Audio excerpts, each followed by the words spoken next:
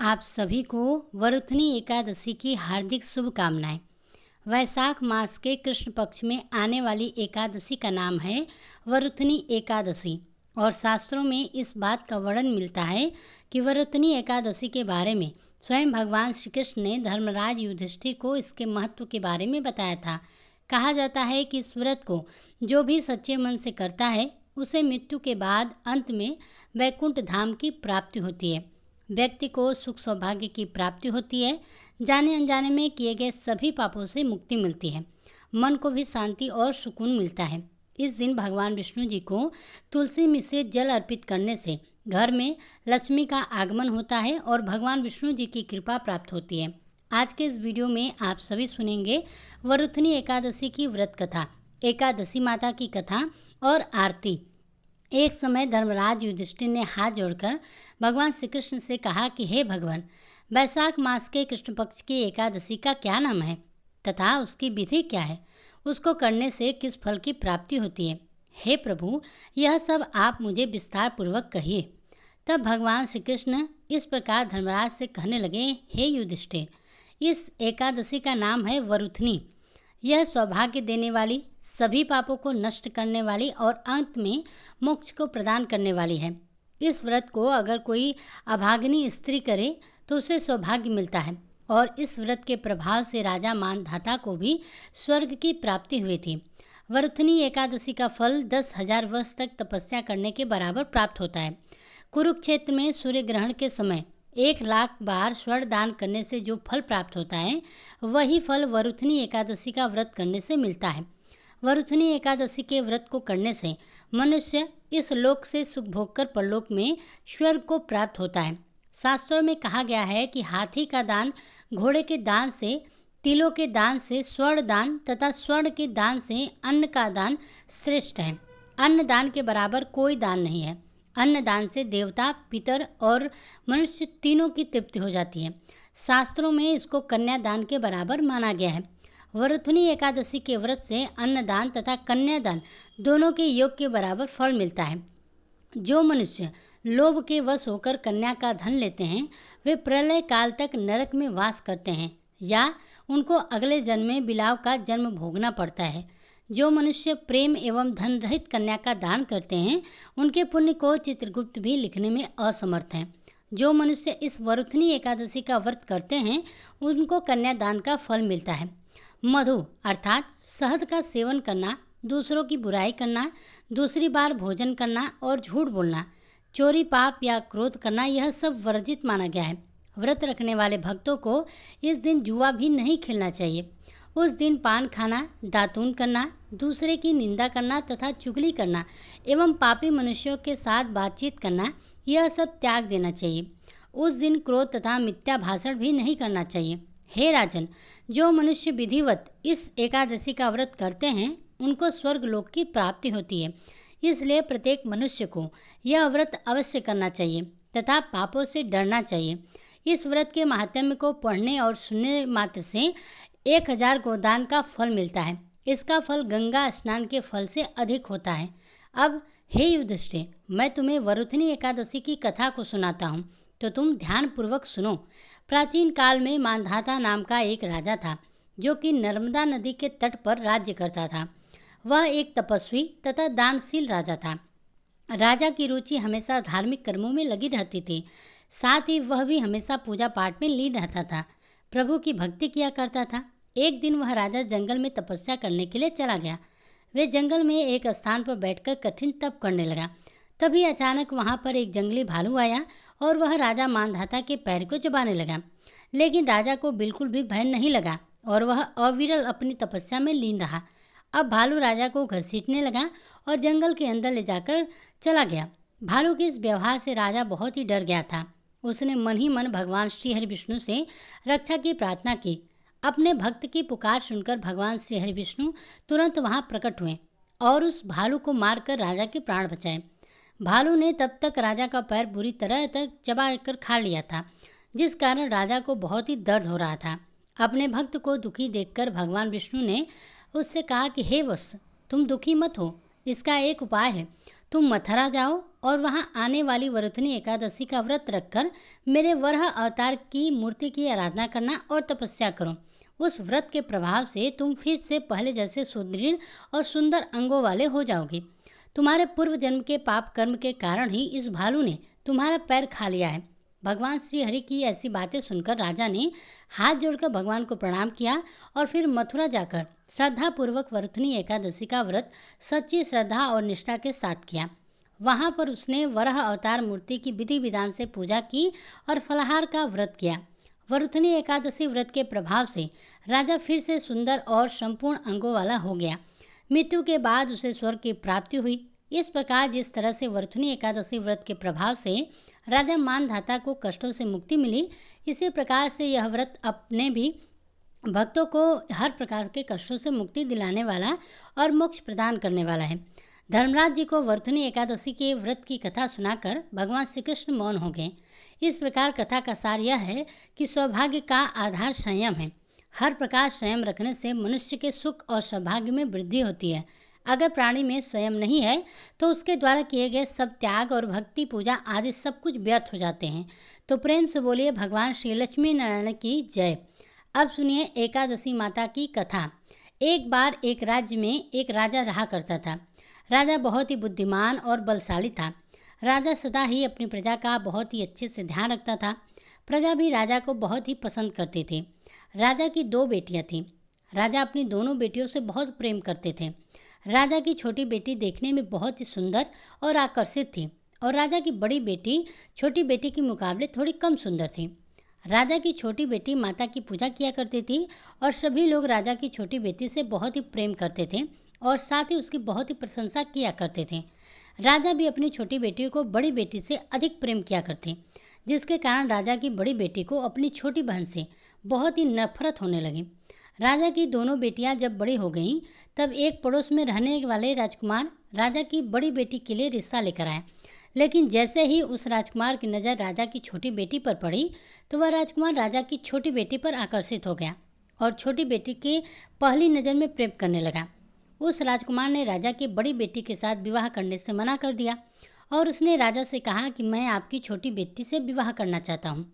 यह सब देखकर राजा बड़ी बेटी अपनी छोटी बहन से बहुत ही क्रोधित हुई और राजा की बड़ी बेटी ने अपनी छोटी बहन को अपना सबसे बड़ा दुश्मन मान लिया। राजा की बड़ी बेटी ने अपनी छोटी बहन से बदला लेने का निर्णय किया। राजा की बड़ी बेटी ने अपनी छोटी बहन को जान से मारने का उपाय सोचा। राजा की बड़ी बेटी ने अपनी छोटी बहन को मारने के लिए सबसे पहले एक लड्डू में जहर मिलाकर अपनी छोटी बहन को दे दिया और उसको लड्डू खाने के लिए कहा। लेकिन लड्डू खाने के बाद भी छोटी बहन को कुछ भी नहीं हुआ। बड़ी बहन यह देखकर बहुत ही आश्चर्यचकित हो गई, लेकिन बड़ी बहन ने हार नहीं मानी। जब उसकी छोटी बहन रात में कमरे में सो रही थी, तब उसने एक मटके में सांप रखकर उसके कमरे में छोड़ दिया, लेकिन सांप भी छोटी बहन का कुछ नहीं कर पाया। जिसके बाद बड़ी बहन ने अपनी छोटी बहन से कहा कि चलो हम लोग कुएं में से पानी भर कर लाते हैं। जिसके लिए वह अपनी छोटी बहन को पानी भरने के बहाने कुएं के पास ले गई। उसने अपनी छोटी बहन को कुएं में धक्का दे दिया, लेकिन छोटी बहन को तब भी कुछ नहीं हुआ, क्योंकि वह हर बार ग्यारस माता उसकी रक्षा कर रही थी और उधर बड़ी बहन अपने सारे प्रयास के बाद भी असफल हो रही थी, जिससे कि वह बहुत ही क्रोधित हो गई और फिर उसने अपनी छोटी बहन के पास जाकर उससे प्रश्न किया कि मेरी छोटी बहन, क्या तुमको पता है कि भगवान ने सबको मृत्यु एक निश्चित समय पर लिखी हुई है और कैसे तुम्हारी या मेरी मृत्यु होगी, क्या यह तुम जानती हो? तब छोटी बहन ने अपनी बड़ी बहन को बताया कि हाँ दीदी, मैं जानती हूँ मेरी मृत्यु कैसे होगी। छोटी बहन से यह सब बातें सुनकर बड़ी बहन मन ही मन बहुत प्रसन्न होने लगी और उसने अपनी छोटी बहन से कहा कि तो तुम मुझे अपनी मृत्यु का राज बताओ। तब छोटी बहन ने अपनी बड़ी बहन से कहा कि मेरी मृत्यु तो एक तोते में है, जो तोते के गले में एक हार है, उससे मेरी मृत्यु होगी। जब तक कोई भी व्यक्ति तोते को मारकर उस हार को अपने गले में पहनेगा तो मैं मूर्छित हो जाऊंगी, और जैसे ही उस हार को अपने गले से उतारेगा तो मैं वापस से जीवित हो जाऊंगी। अपनी छोटी बहन की मृत्यु का राज जानकर बड़ी बहन खुश हुई और उसने अपनी छोटी बहन को मारने के लिए उसके पालतू तोते को ढूंढना शुरू कर दिया। और छोटी बहन को इस बात का आभास हो गया कि कोई उसकी जान लेना चाहता है, जिसके लिए वह अपने पिताजी के पास गई और उसने अपने पिताजी से कहा, पिताजी, मेरी मृत्यु के बाद आप मुझे मत जलाइएगा, बल्कि आप मुझे अपनी पुरानी वाली हवेली में एक पलंग में लेटाकर छोड़ दीजिएगा। अपनी छोटी लड़की की यह बातें सुनकर राजा बहुत ही आश्चर्यचकित हो गया। राजा ने अपनी छोटी बेटी से पूछा, बेटी तुम यह क्या कर रही हो? तब राजा की छोटी बेटी ने बताया कि पिताजी, समय किसी के लिए नहीं रुकता, क्या कब किसको हो जाए इसका किसी को कुछ नहीं पता। फिर राजा ने अपनी छोटी बेटी से कहा कि तुम ऐसी बातें क्यों करती हो? 2-3 दिन के बाद तो तुम्हारे विवाह है। लेकिन छोटी बहन ने अपने पिताजी को ऐसा करने पर मजबूर कर दिया, उनसे वचन ले लिया। राजा ने भी अपनी छोटी बेटी की बात को मानकर स्वीकार कर लिया। 2-3 दिनों के बाद जब शादी का समय आया, तब राजकुमार बारात लेकर राजा के घर आया और राजकुमार और राजा की छोटी बेटी का विवाह शुरू हो गया। जैसे ही राजा की छोटी बेटी राजकुमार के साथ फेरे लेना शुरू हुई, तो उसकी बड़ी बहन अपनी छोटी बहन के कमरे में जाकर उसके तोते को पकड़ लेती है और उसको जान से मार देती है। तोते के गले में जो हार था उसको अपने गले में धारण कर लेती है। जैसे ही बड़ी बहन उस हार को अपने गले में धारण करती है, तो जब छोटी बहन 3 फेरे ही ले पाती है और वहीं बेहोश होकर गिर पड़ती है, जिसके कारण राजा ने बड़े ही दर्द हकीमों को बुलाया और अपनी बेटी का इलाज करने के लिए कहा। राजा की बात को सुनकर जब वैद्य ने छोटी बेटी को देखा, तो राजा को बताया कि आपकी छोटी बेटी ना तो जीवित है और ना ही मरी हुई है। ऐसा मैं पहली बार देख रहा हूँ। राजा ने वैद्य और हकीम को यह बात बताने से मना कर दिया और उनको कहा कि अगर तुमने यह बात किसी को बाहर बताई तो हम तुमको फांसी दे देंगे। राजा ने अपनी छोटी बेटी को पुराने महल में जाकर एक पलंग पर लेटा दिया और वहाँ पर कुछ सैनिकों को तैनात कर दिया। इसके बाद राजा वापस अपने महल में आ गया।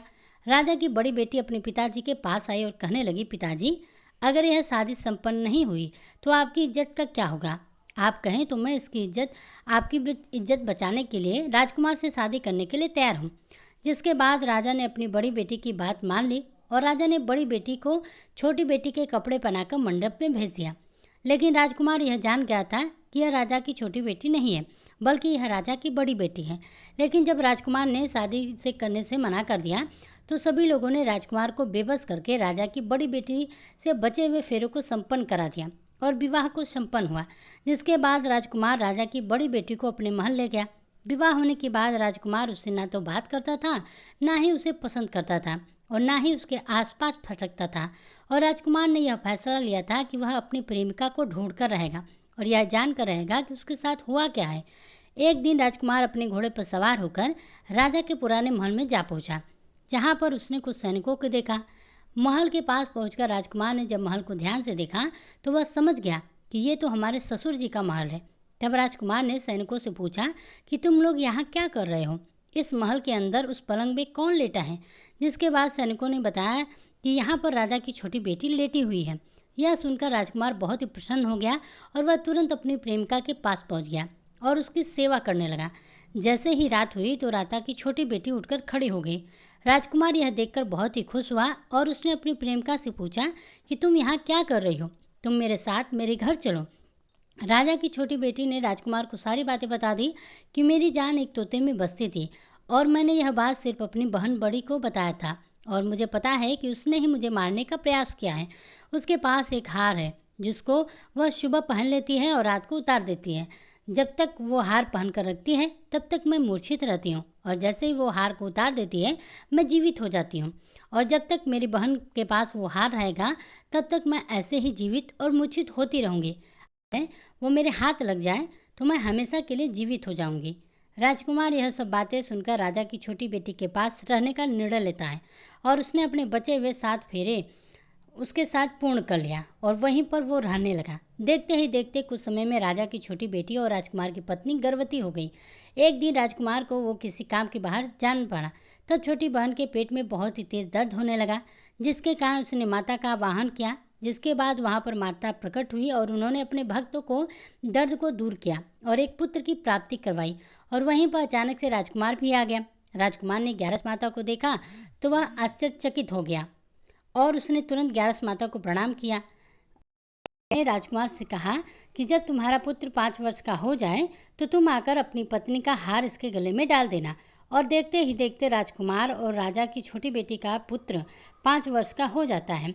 तो राजकुमार अपने बेटे से कहता है कि बेटा, मैं कुछ काम से बाहर जा रहा हूँ, तुम अपनी माता का ध्यान रखना। और वहाँ से चला जाता है। राजा को बाहर निकलता देखकर बड़ी बहन के सैनिक देख लेते हैं और बड़ी बहन को जाकर सारी बात बता देते हैं। जिसके बाद बड़ी बहन अपनी छोटी बेटी के बहन के पुत्र को वहाँ से उठवा लेती है और उसको मरवा देती है। छोटी बेटी के पुत्र के 2 टुकड़े करवा देती है। पहला टुकड़ा चक्के के पास छुपा देती है और दूसरा टुकड़ा उसके पलंग के नीचे रख देती है। अब ग्यारस माता भिखारी का रूप लेकर आती है और एक भिखारी का स्वरूप रखकर बड़ी बहन के पास चली जाती है। जिसके बाद वहाँ पर भिक्षा मांगने लगती है। तो बड़ी बहन अपने नौकरों से कहती है कि जाकर भिक्षा दे दो। लेकिन जैसे ही नौकर ग्यारस माता को भिक्षा देने के लिए आते हैं तो माता उन्हें मना कर देती है और कहती है कि मैं तुम्हारी महारानी से ही भिक्षा लूँगी। जिसके बाद बड़ी बहन स्वयं ही भिक्षा देने के लिए माता के पास आ जाती है। तब माता एक बिल्ली का स्वरूप लेकर उसके कमरे में चली जाती है और वहाँ पर छोटी बेटी के पुत्र के 2 टुकड़े को आपस में जोड़ देती है और उसे जीवित कर देती है। फिर उसे वहाँ से ले जाती है। राजकुमार अपने बेटे को अपनी पत्नी के पास आ जाता है और उसे कहता है कि तुम इसका ध्यान रखना, अगर तुम इस बच्चे को अच्छे से ध्यान रखोगी तो मैं तुमसे बात करूँगा। एक दिन राजकुमार अपने बच्चे से कहता है कि तुम मम्मी से उसके गले का हार मांग लो। तो अपने पिता की बात मानकर राजकुमार का लड़का अपनी मम्मी के पास जाता है और कहता है कि मम्मी, मुझे तुम्हारा हार चाहिए। यह सुनकर पहले तो बड़ी बहन बहुत ही क्रोधित होती है, पर उसको यह याद आता है कि राजकुमार ने कहा था कि अगर मैं इस बच्चे का ध्यान अच्छे से रखूंगी तो वह मुझसे बात करेंगे। जिसके कारण वह हार उस बच्चे को दे देती है और वह तुरंत हार को ले जाकर अपने पिताजी को दे देता है। और तभी राजकुमार अपने बेटे को लेकर वहाँ से जाने लगता है और अपनी पत्नी से कहता है कि तुम हमारे लिए खाना बनाकर रखना, मैं शाम को आकर तुम्हारे साथ खाना खाऊंगा। वह अपने बेटे को लेकर वहाँ से चला जाता है। जिसके बाद वह राजा के पास जाता है और उनको सारी बातें बता देता है। राजा अपनी बड़ी बेटी की यह करतूत सुनकर बहुत ही क्रोधित होते हैं और अपनी परवरिश पर ही दोष देने लगते हैं। राजकुमार को अपनी छोटी बेटी के साथ रहने के लिए आदेश देते हैं। इस प्रकार ग्यारस माता की कृपा से राजकुमार और राजा की छोटी बेटी सुखपूर्वक रहने लगे। तो प्रेम से बोलिए एकादशी माता की जय। तो आशा करते हैं आज की व्रत कथा आपको पसंद आई होगी। पसंद आई हो तो वीडियो को लाइक कीजिएगा। इसी तरह की व्रत कथाओं को सुनने के लिए हमारे चैनल को सब्सक्राइब जरूर कीजिएगा।